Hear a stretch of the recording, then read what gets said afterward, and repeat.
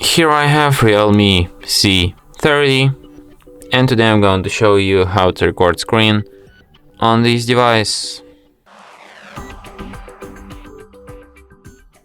So firstly you have to go to the upper bar, and here you can find the button Screen Recorder.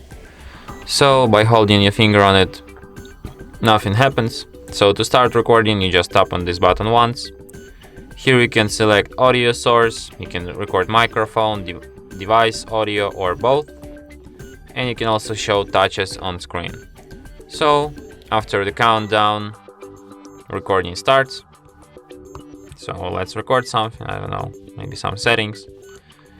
So when you're done recording, to stop it, go to the upper bar and tap to stop here, and after that recording will be saved to the gallery.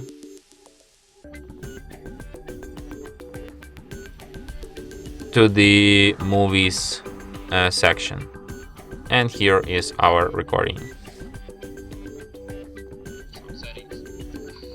So when you're done recording, and from here you can share, edit, or delete your recording. And that's it.